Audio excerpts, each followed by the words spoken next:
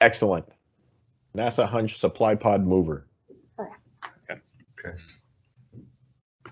Introduce yourself. Okay. Hello, I'm Farrah Westfall, I'm Chaz Jeremy. I'm Connor Clark. I'm Ethan Heffernan. and we are part of the Architectural and Civil Engineering class here at Clear Creek High School. Our instructor is Mr. Merritt, and this is the Supply Pod Mover.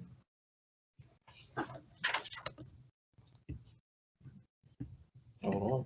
Give us a moment. Okay, sorry. Okay, so our solution is we are going to use a forklift and winch concept with the addition of support arms to pick up the supply pod and transport it back to lunar base.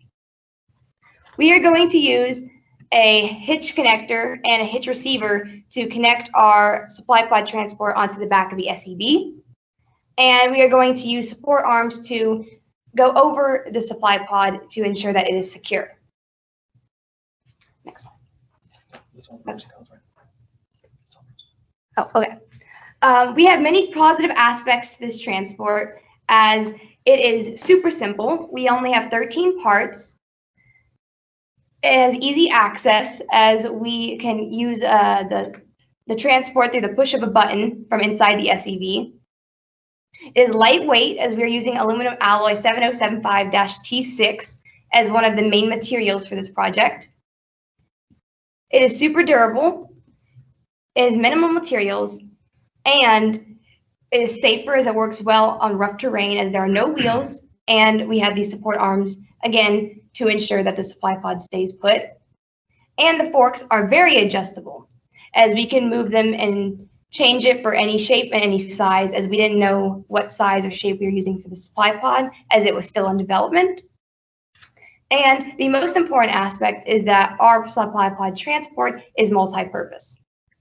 Now, there are a couple cons or a couple negatives to this project naturally. One thing is that based off of the design itself on how it hitches directly onto the SEV, there is limited movement that you can do with it since it uses the movement of the SEV being able to lift itself up and down as its form of loading on supply pods. That being said, our winch, which is a gear-driven electrical winch, connects directly to the SEV itself and can be prone to electrical failure based in the case of the SEV itself failing.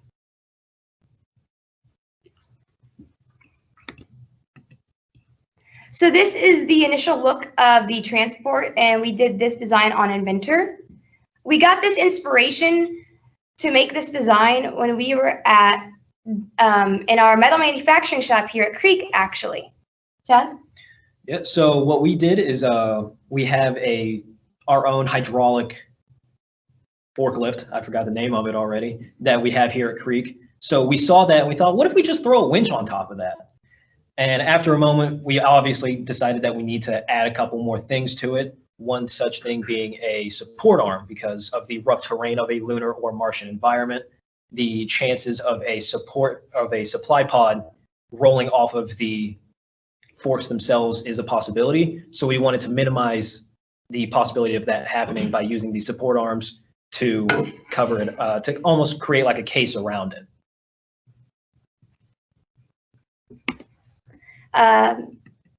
These are our CAD files. All of our CAD files are on a full scale. And one important thing I do want to point out to y'all is that there are some differences between our mock-up and the prototype on Inventor. So our prototype or our mock-up is on a 3rd scale, and we do not have access to the materials we would like to use. So we resorted to using plywood, and we painted it silver to model the aluminum, as well as we used door hinges, bars, metal bars, rubber grommets, sealant, and screws to create our mock-up. And also we have one support arm instead of just 2, and they're placed farther back so that we can model what a supply pod would look like on the transport with and without one. And we would like to use these support arms farther up so that we could provide some clearance to provide some tolerance if we were to hit a bump or something when transporting it back to lunar base.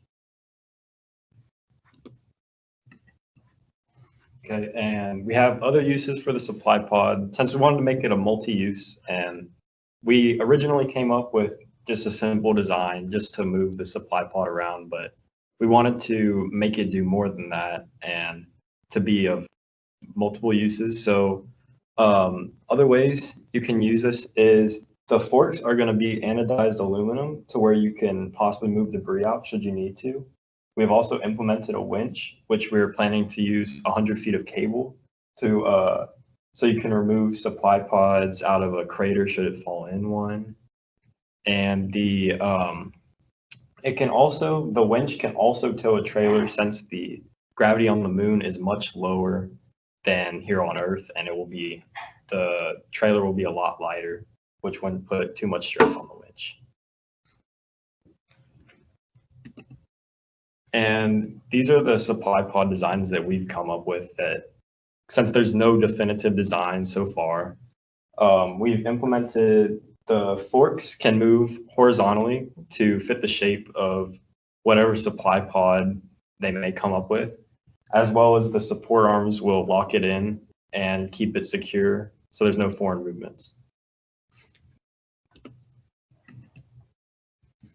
And the supply pod is damaged. If it gets damaged, like I said, we have the forks that can move in and out should it be misshapen or get a dent or something in it, to where you can easily lift it up and it won't move or get damaged again.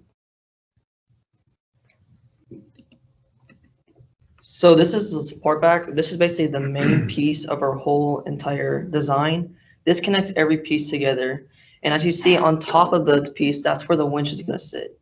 And on our mock-up design, we put it on the side winch for like our design, but we actually want it in the middle for a design. And you see there's little bars behind the channels, and that's for extra support so it can be more stable. And this is our CAD design. And as you see, our hitch is right there in the middle on the bottom, right there on the left. And yeah. And this is our winch. This is like our ideal winch that we would like on top of our prototype, and that can be used to go in and out 100 feet of cable, like Ethan said. Yeah, and a couple other notes about the winch itself is that we're planning on using a strap winch or strap cable itself, which will be made of Kevlar due to the ultimate tensile strength of Kevlar, and its shear strength means that any pressure that is put under actually towing any supply pods toward the transport or towing other objects reduces its chances of shearing and coming apart a lot. Not only that, as you can see, the gearbox for the electrical components are actually enclosed, meaning that you won't have to deal with dust or any sort of foreign objects getting into the gears themselves and causing mechanical failure. This is basically a CAD design of our winch that we had, and that's basically all. And so this is the plate that we have that will be connected to the forks, and you see there's little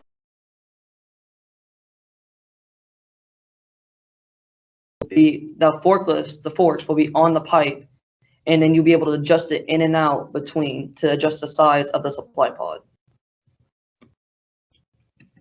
And this is the CAD design of our plate, and as you see there's bars running through the CAD. That's so it doesn't collapse on us, so it has more support for it.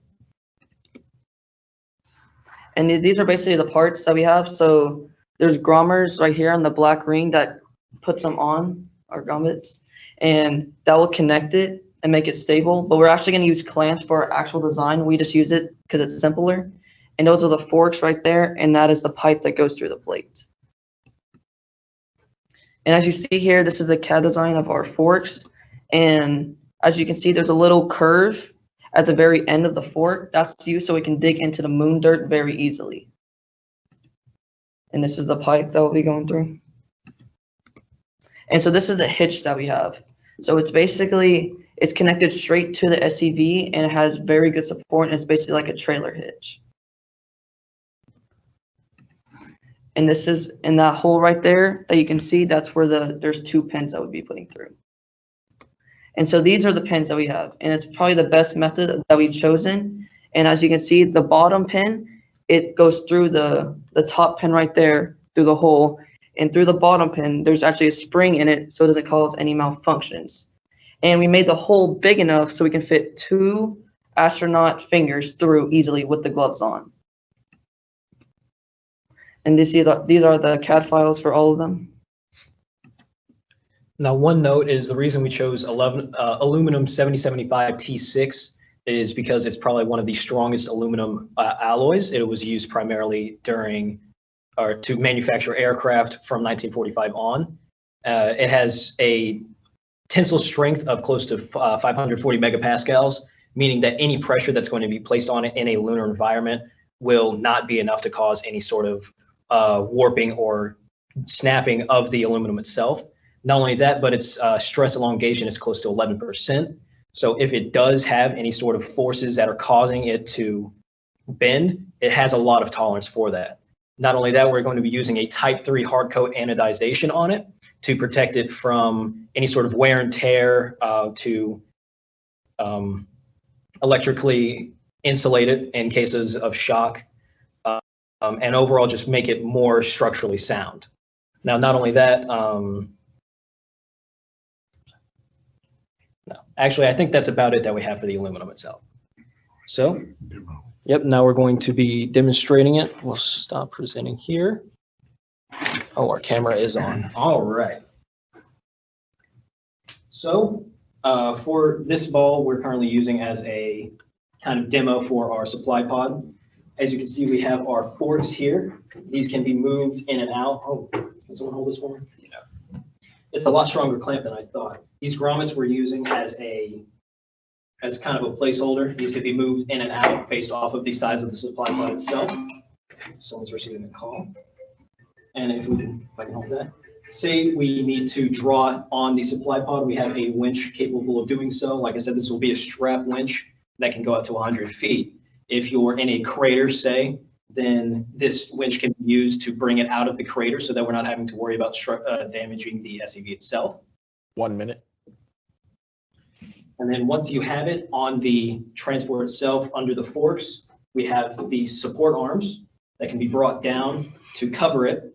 And of course, this has a little bit less clearance than normal, but this is how it would work. And this allows it to be caged in, not have any foreign movement that would cause it to fall out or be damaged further.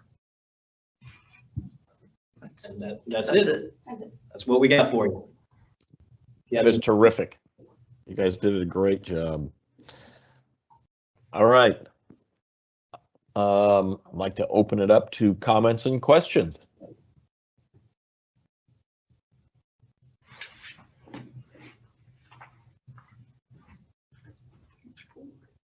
This is Dave Schlichting. I'm really impressed with the idea of using that winch. And you definitely addressed the idea of, lunar regolith getting in there by having it completely encased. So I'm impressed by the design. I think you guys have come a long way. Keep it up. Thank you. Thank you, sir. Yep, this is Jason from KSC again. I like the fact that you guys identified other potential uses. And there's, I think even more, moving rocks and things out of the way when we start talking about building habitats and different infrastructure, being able to clear and do some kind of site preparation, construction type work, a system like this would be really useful. So kudos on that. And I also like the idea of using the SEV actuation and just kind of simplifying, taking advantage of that instead of recreating it. So well done. Thank you. This is Ken Neese. I liked the overall presentation is very planned out, very detailed, and I enjoyed your discussion about the plans for the final design and the materials used for that final design. Thought it was very in-depth and smart and well researched. Thank you, sir. Thank you. Yeah, this is John Kumar. I think it's great to see that you considered the capability of adjusting the width of those two forks. I think it's one of the requirements that you could be handling different size of this this pod. So that's great. Thank you. Good job. Thank you. Thank you.